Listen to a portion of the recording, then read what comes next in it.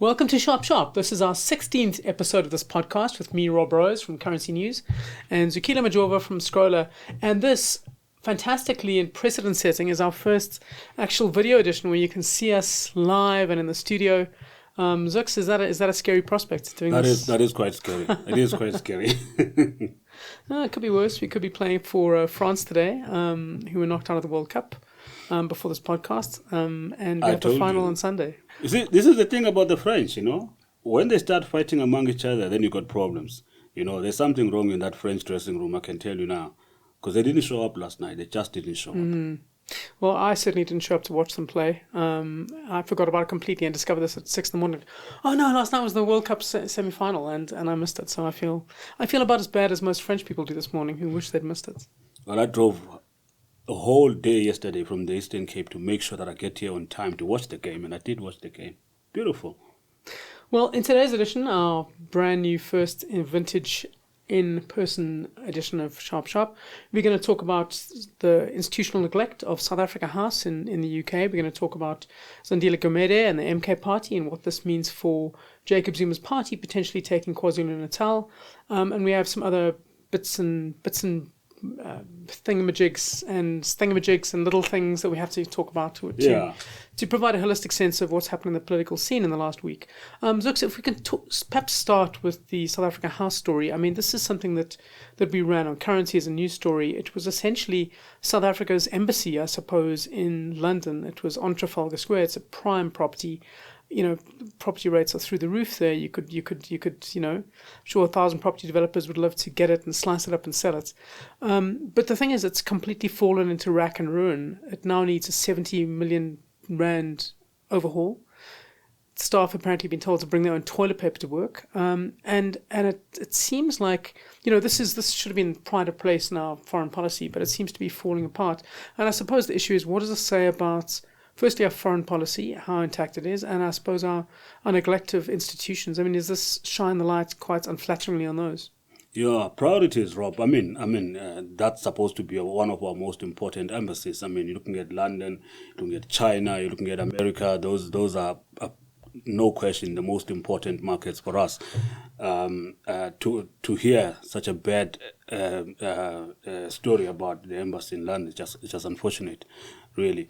But You get the feeling that there's just neglect right across, Rob. We've been tightening the belt, and you are not seeing the results. If you're tightening the belt, then you must see the results. If you're not seeing the results, then you need to spend. In any case, there's just so much that is wrong about our foreign office at the moment. I don't know whether it has become juniorized. I think it's a phase.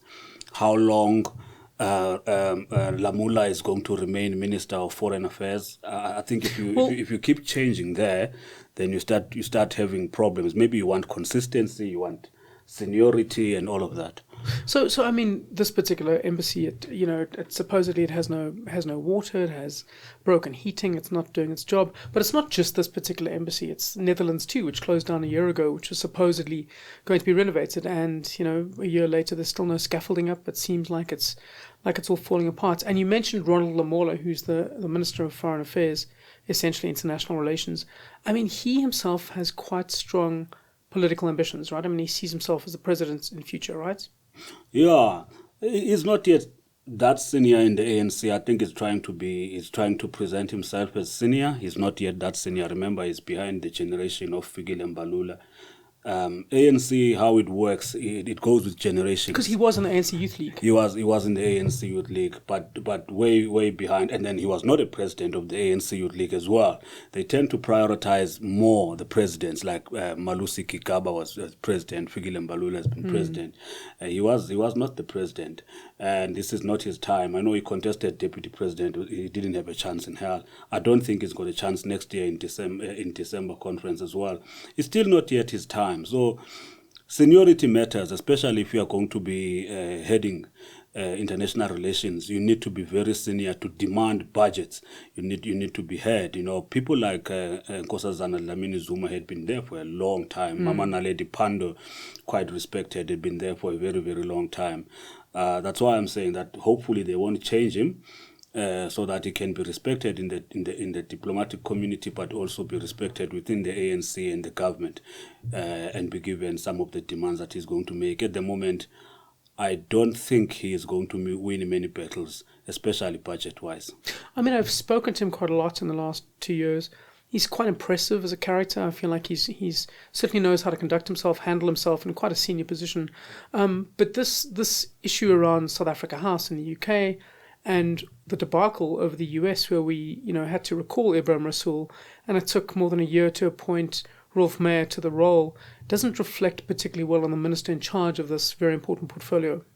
Like I'm saying, Rob, we are at a transition, really. I mean, if you go to countries like America, especially now with the situation that we're having, our fight against Israel, someone like Ronald Lamola is probably not going to get a red carpet welcome in the US, let alone really get into some important meetings there, Quite interestingly, Rolf Meyer, I think, has done well already. If you remember how hostile the situation was, people like Mcebisi Jonas not even allowed to come in. I think Rolf Meyer has met some important people, some influential people. I think he can make a little bit of a good representation for us. Not everybody likes him, unfortunately, in South Africa. Yeah. Well, he was a member of the National Party going back to, the pre-apartheid era. So he has all the baggage of being from the National Party that basically constructed and defended apartheid for so many years. It's difficult to then, perhaps it absolutely plays fantastically well with Donald Trump, but it's difficult to sell that to a skeptical country. Yeah, and he's had quite an interesting political history, because he moved to join he started the UDM with Bantu Olomisa, who's now the Deputy Minister of Defense. They even had Sifiso Nkabinde from Richmond, who's late. Really not a very good guy. A lot of killings in Richmond those years. That's as mean as we get on this podcast. Not a very good guy. Lots of deaths at your door. Exactly. We would also have some really harsh words. I've been to Richmond. You can still see the scars all over the township. You can still see that there is a bad history here. And he then joined the ANC. The ANC people and SACP people are complaining that he's been chosen, but he's a member of the ANC. Why are they complaining? Well, the National Party folded into the ANC. It didn't fold into the DA. Exactly. So, but the issue about this particular moment is that it does illustrate not just potential dissembling inside our Foreign Affairs Department, but also a kind of institutional neglect of the big institutions that are supposed to be critical to South Africa. You want to have these flagship things like our embassies look great, I suppose, and it does cast a bit of a cloud over these institutions, right? I think major institutions have been neglected, Rob. I mean, Johannesburg is an institution, it needs 200 billion rand just to get the water and everything working. So there's been a lot of that. We've got, this is only 70 million that's needed for the embassy. I don't understand what is going on. I think we also have a right to be very angry, Rob, at what's going on, how we project ourselves to the world and how we present ourselves to the world, But we don't seem to be angry enough as South Africans. I live in Joburg, as do you, and we had, days without power this week, certainly where I live, and it wasn't great, where there's just no sort of sense of it, and the city as a whole looks a bit like a colander through which you strain rice. There's so many potholes around, it doesn't get fixed. So this is a massive opportunity for the DA to capitalize, and it's a pity that it hasn't, or not just the DA, but I suppose all opposition parties should be capitalizing on this, and they haven't done this, which speaks a lot to their inability to grasp the moment, and I think speaks to a wider frailty in our entire political system. I was in beautiful Eastern Cape, where if you lose power, you just get the firewood.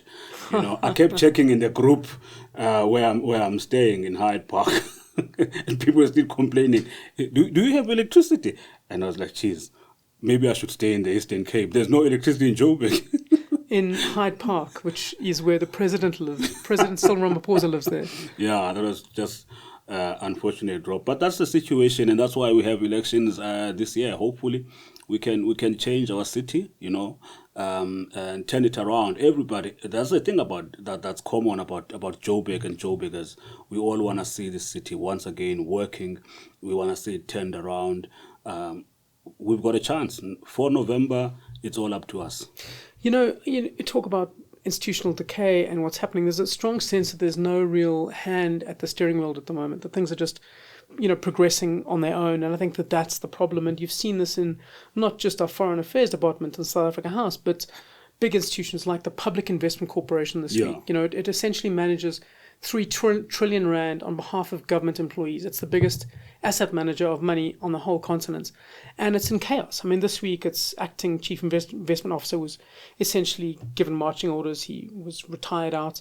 The CEO was put on precautionary suspension while they investigate claims by a whistleblower of conflicts of interest that are undisclosed.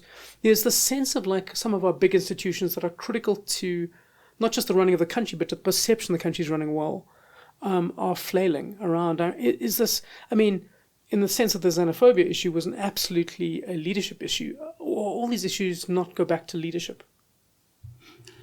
Yeah, it's a bad story what is happening with the PIC. I mean, really, a very critical institution in our country. And now we're talking about all these embarrassing things. But I think we should have briefed people first, Rob, about the Lanseria Airport issue. Yeah, the Lanseria Airport issue is that essentially the PIC provided a lot of funding to it, and there were claims of conflicts of interest that were unresolved with certain of the investors there, and that essentially it hasn't provided the kind of payback that the PIC would want on that. The PIC has been embroiled in scandal for the last 15 years, and this is primarily because it's the biggest pot of money in the country. If you are able to get the PIC to invest in your business, you have money, and we saw Jacob Zuma in the previous administration lean on the PIC to do deals with his buddies, and that was the problem. And we had the Empati Commission of Inquiry, another commission of inquiry, that said that there are things that need to change at the PIC and governance things that need to change to stop the Empati, stop that particular era of state capture involving the PIC happening again.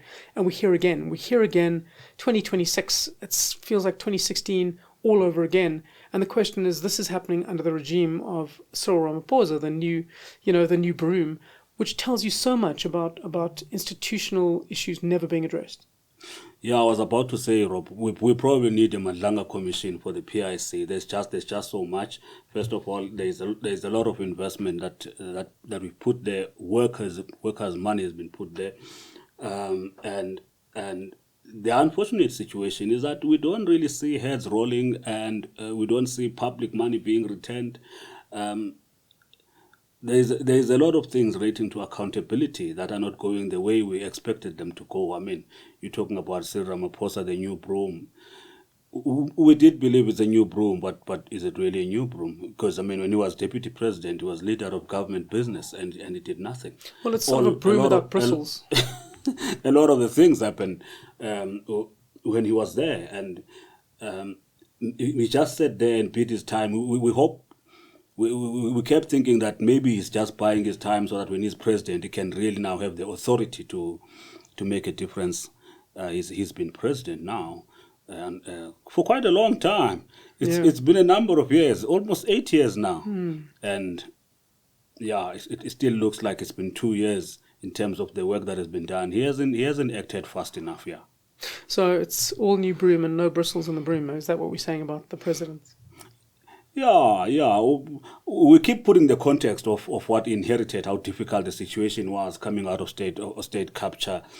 First, we had to stop state capture. Then we had to sort of bring in reinforcement, rebuild the state, and all of that. But there are simple things that could have been done, especially when it comes to making sure that the criminals get out of the government.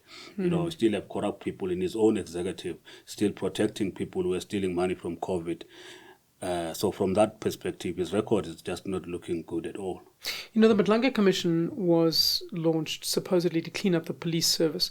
Allegations that the policemen were essentially bending over backwards to help criminals and prosecutors and everyone involved. And perpetually we have heard testimony for the last couple of months, and inevitably some politician gets dragged in, and it always goes back to politics and somebody being protected and somebody not doing their job. In the last week we had Julius Malema being linked to kind of shady dealings at the Madlanga Commission. I mean, what is that?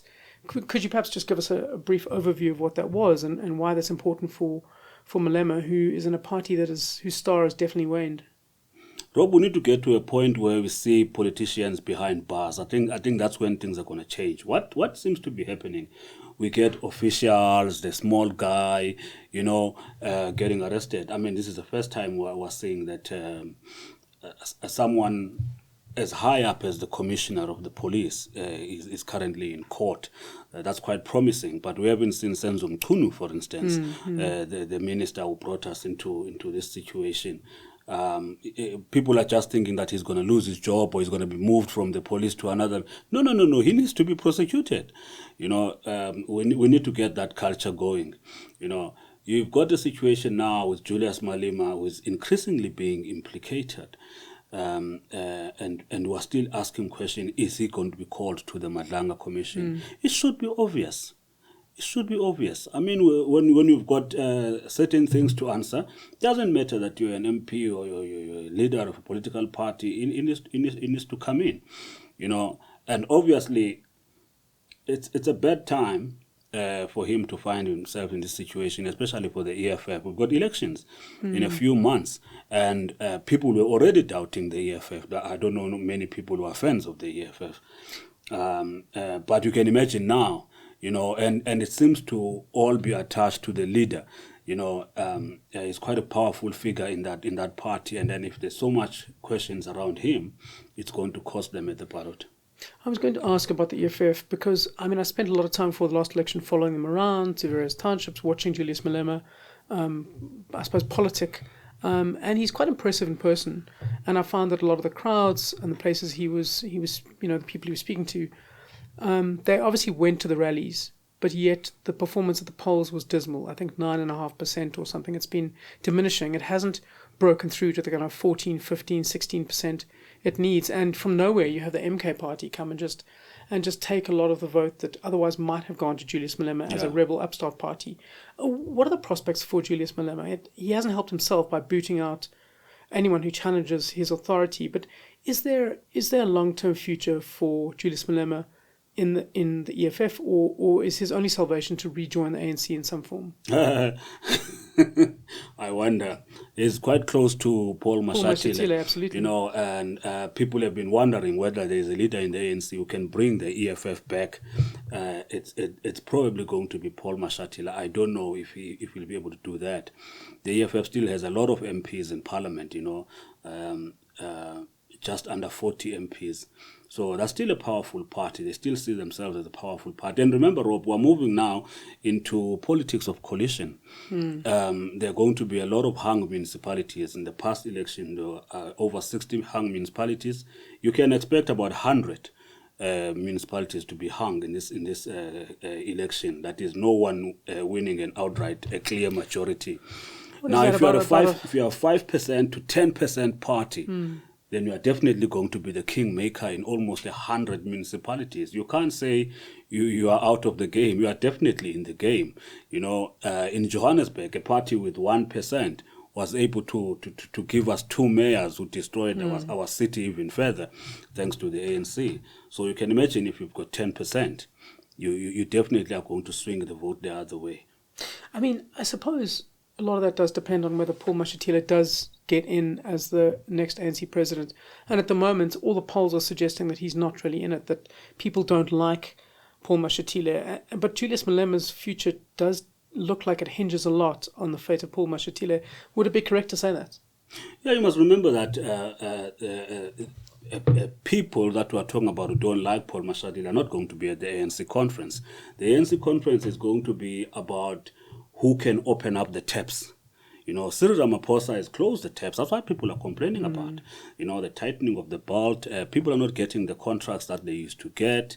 Right across provinces and regions, people used to be quite influential in their towns, riding big 4x4s. the taps have been closed to some of those people, especially people coming from the so-called radical economic transformation faction within the ANC. Those guys have been dealt with. Paul Mashatile is or not should we seen... call them the entrepreneur branch exactly. of the ANC? They're so-called business forums. In our towns in the Eastern Cape, we know them personally, that these are a bunch of thugs presenting themselves. It's the construction mafia. It's exactly the construction mafia, intimidating municipalities and all of that. Very unfortunate. Paul Mashatile is seen as somebody who's likely to open the taps. So when it comes to conference, the guy who opens the taps, doesn't matter his moral standing, he could win.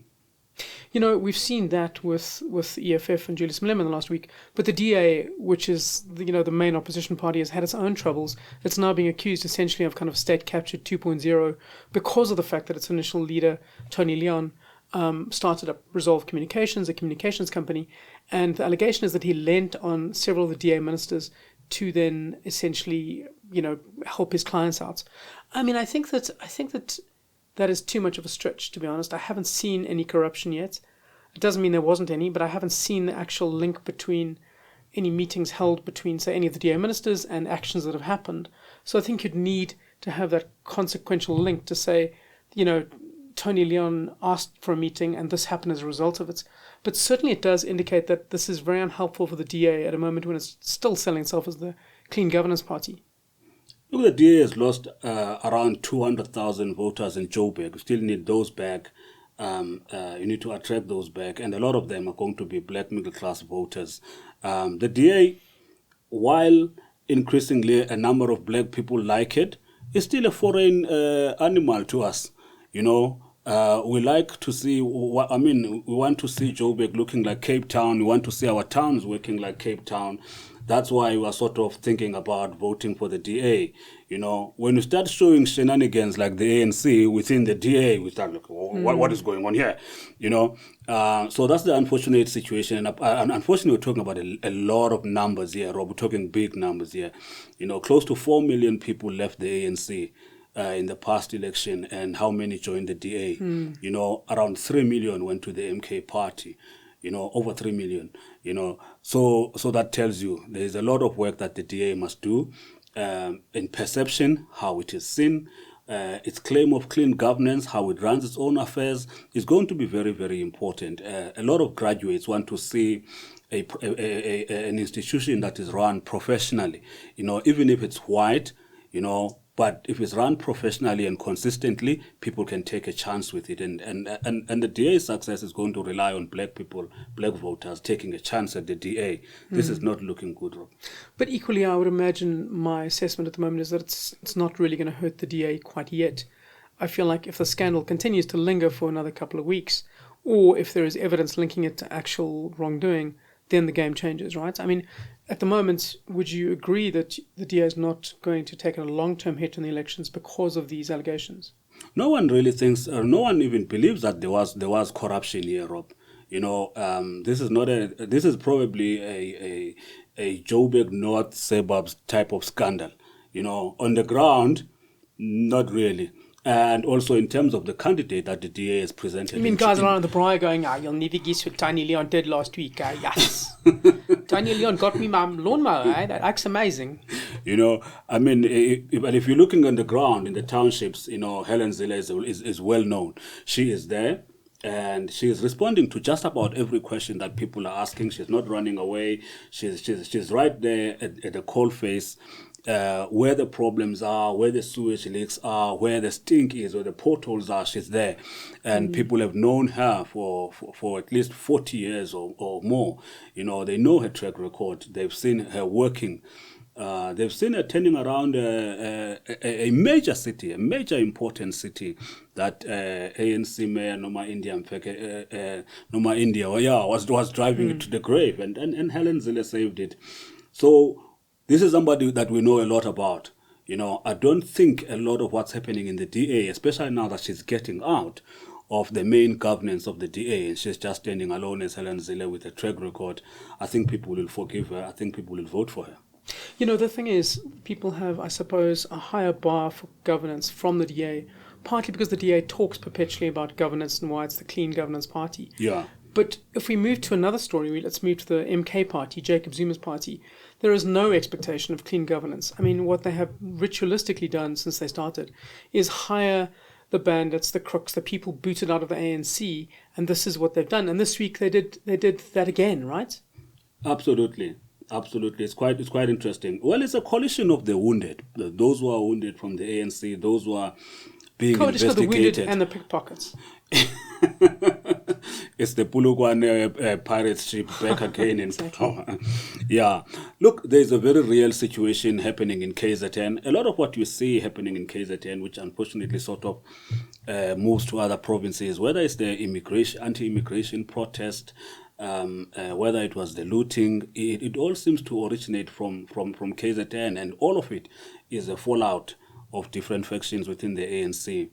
And this week, former mayor of Durban, eThekwini, Zandile Gumede, not a very good person. Like we said, we're just going to say not a very good person. Yeah. It's Master of euphemism. I mean, this woman, she was arrested over a 280 million rand water tender. You know, the Hawks, the Director for Priority Crime went and raided a house, and there was a whole bevy of sports cars. There was Lamborghinis, there was Porsches, Jaguars. Now, if you're a mayor of eThekwini, of Durban, and you're earning sort of R1 million a year, you are not in a position to have those kind of cars, to pay for it in a clean way. Which led to the fact that she faced something like 200,000 charges, which she still hasn't faced. I mean, she is possibly the face of dirty governance. Would that be a fair thing to say about Zandile Gumede? Yeah, Rob, look, I studied in Durban and I'm sorry about that, but you came out of it. And worked in Durban. Those days, it was better. It was better. It was still ANC run with Mayor Obed Mlaba, and city manager was Mike Sutcliffe. There were signs, but it really got horrible. The main contract was a Durban Solid Waste contract, DSW.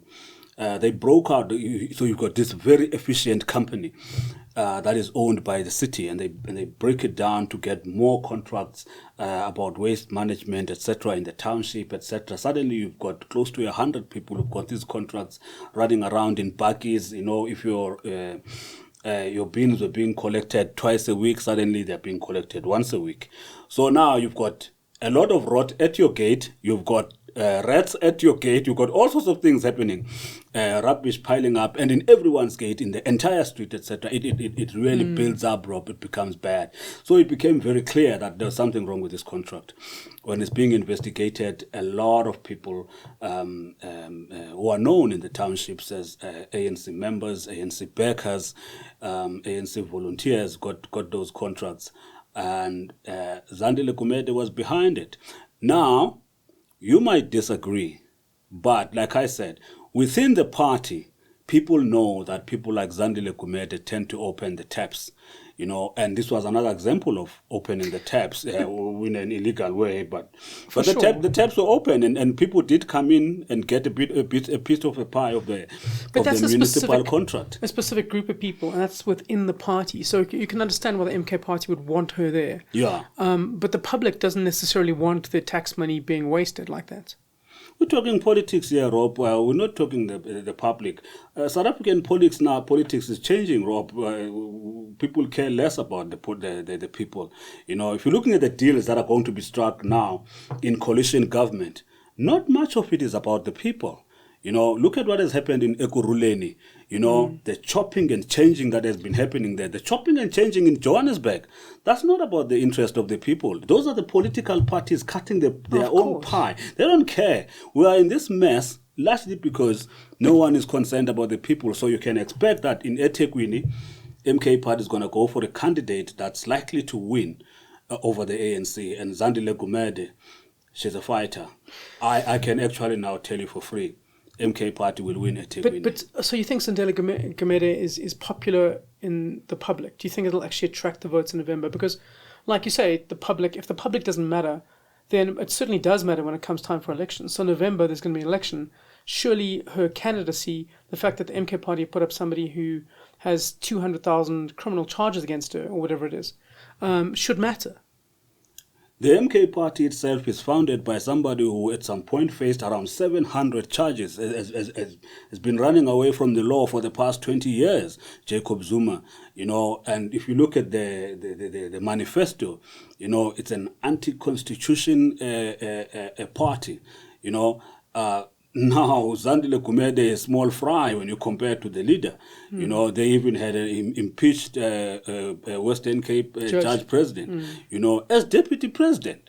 Tony Yangeni, who went to jail for the arms deal scandal, is second deputy president in the MK party. Zandile Gumede is small fry. She fits perfectly there, So, and in Durban, in terms of what's happening in Durban right now, the MK party is going to win. They might win Pietermaritzburg as well, and a number of other regions in the province of KZN.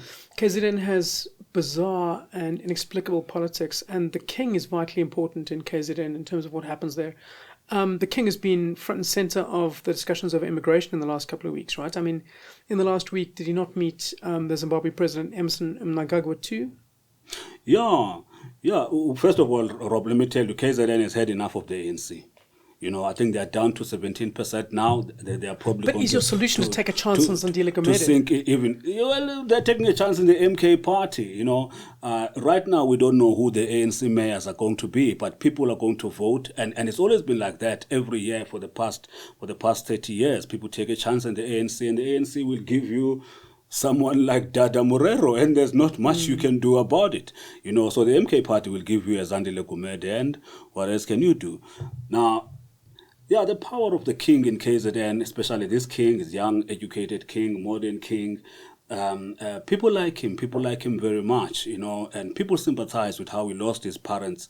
So there's been a lot of support for the king. And reputation-wise, he has shown up when there's been a crisis, and people tend to listen to him. His people respect his instructions. He gets involved in his own crises, though, his own scandals. We had this thing this week, right? Was it Stella Artois? What actually happened? Yeah, that's something else. Yeah, he's had a few personal issues within the family. There are a lot of people who want to expose him, who still believe he's the wrong son to take over the throne. Yeah, he was photographed in a video having a very unfortunate discussion with his wife, swearing. He had a few drinks as well. You could tell from that, and he does drink. This is not the first episode, and when he's drunk, he does say a few things.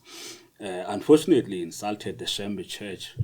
I'm not sure in KZN you can, even if you are king, really survive after insulting the Shembe Church. But the leader of the church said he understood the man was not himself.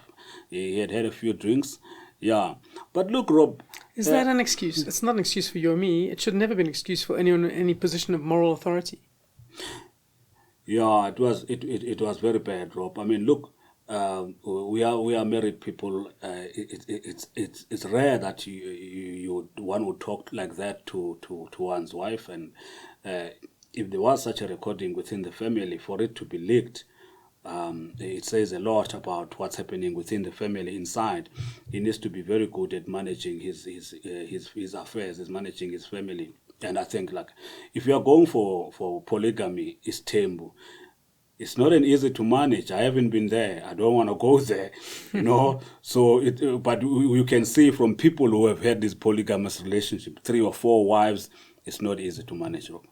I think, Zuks, that's pretty much all we have time for today. I mean, two real takeaways I have from this. Firstly, I feel immensely sorry for the voters of KZN. They have bad options, they have worse options, and they have inept options.